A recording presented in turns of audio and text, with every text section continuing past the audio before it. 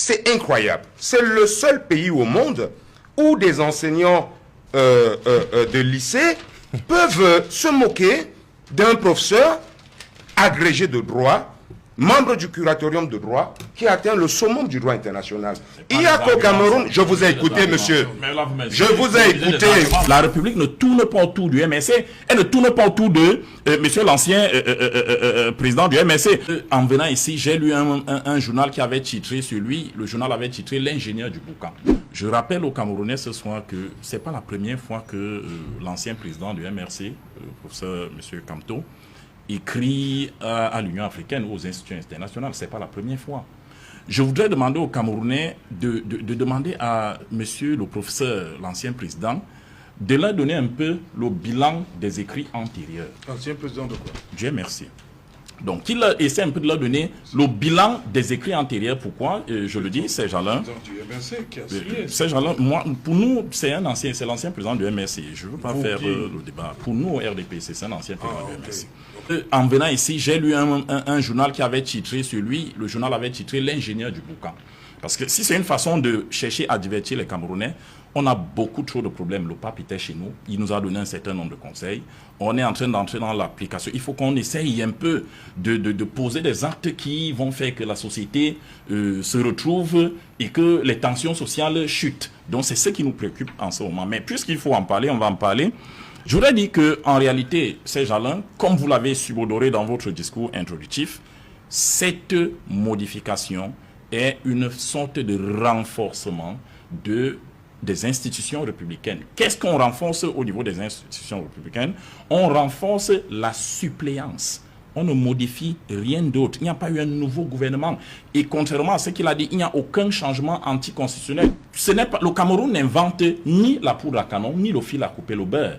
Il m'est arrivé de rappeler sur d'autres plateaux l'histoire de Gerald Ford, qui a dirigé les États-Unis d'Amérique de 1974 à 1976 sans avoir été aux élections. Et je rappelle que jusqu'à ce jour, au nom du 25e amendement de la Constitution américaine, quelqu'un peut diriger les États-Unis sans avoir été élu. Il ne faut pas qu'on ait le sentiment que c'est quand le MRC dit, parce qu'il y a des moments où quand ça profite au MRC, c'est bien, mais quand c'est quelque chose qui se passe et qui semble les clouer au pilori par rapport à leur choix hasardeux, ça devient mauvais. Non, la République ne tourne pas autour du MRC, elle ne tourne pas autour de monsieur l'ancien président du MRC. Donc il faut qu'on se comprenne bien. Il faut dire que si je me mets à répondre à toutes les incongruités qui ont été dites sur ce plateau, et même des insultes, il y a même eu des menaces. On a dit que celui qui va tenter quoi que ce soit contre ça, on nous a parlé d'insurrection, mais je ne serai pas là pour ça. Je suis là pour parler aux Camerounais, ça ne m'intéresse pas. Il y a des gens qui appellent le président Kamto ancien président. Peut-être qu'ils auraient souhaité que le RDPC nomme un président au MRC. Ben, écoutez, vous pouvez toujours le faire, c'est à votre aise. On a été aériens avec un débat lunaire. On nous a amenés aux États-Unis parler des choses qu'on ne comprenait même pas.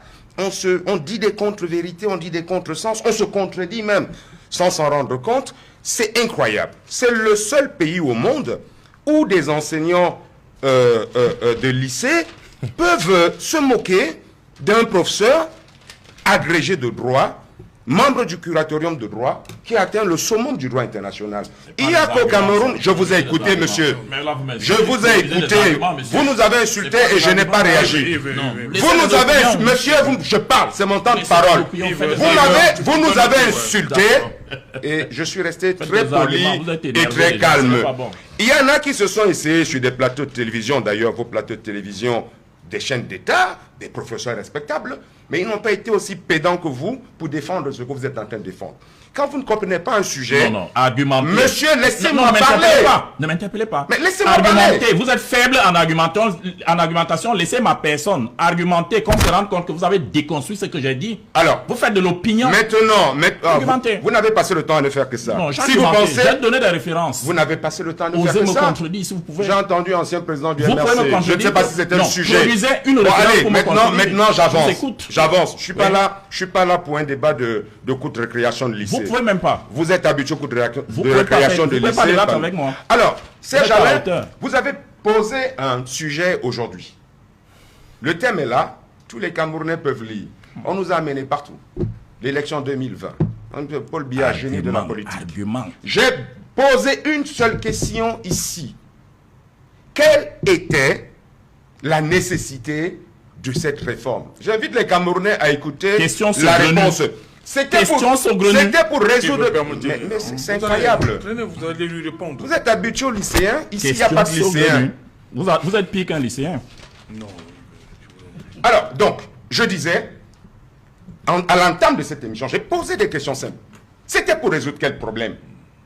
Notre constitution, qu'on nous dit stable, je découvre aujourd'hui qu'il y avait des vices et qu'il y avait des trous dans cette constitution. Ça a été dit, hein. Mais monsieur, c'est incroyable quand même.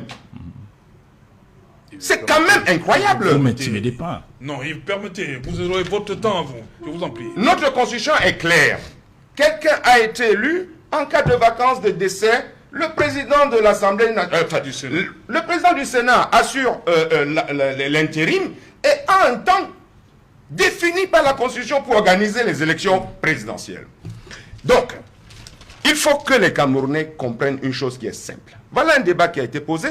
J'ai parlé de l'article 64. Rien que ça, je l'ai lu pour tout le monde. Je peux le relire. C'est un article de notre Constitution. Je ne suis pas allé chercher la Constitution du Togo, ni du Niger, ni des États-Unis. Non. Article 64. Aucune procédure de révision ne peut être retenue. Retenue. Si elle porte atteinte à la forme républicaine, à l'unité et à l'intégrité territoriale de l'État et aux principes démocratiques qui régissent la République. Ce pays n'appartient pas à Paul Biya. Paul Biya ne peut pas s'arroger la souveraineté du peuple. Il a été élu. Ça peut être contesté ou pas. Mais dans tous les cas, il est président de fait.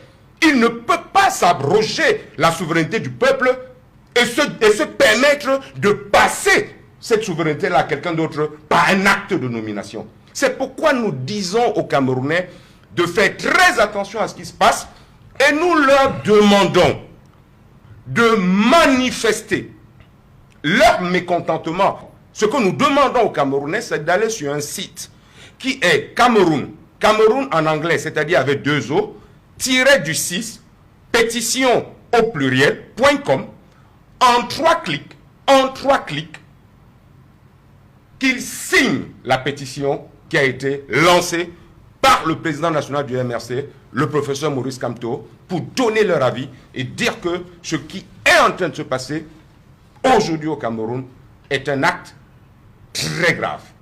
Un acte qui risque d'impacter la stabilité politique et sociale au Cameroun. On voit cet acte encore aujourd'hui avec un regard minimal. Mais les gens ne comprennent pas ce qui se joue. On nous a expliqué qu'il est écrit « le président peut ». Donc, il peut ne pas.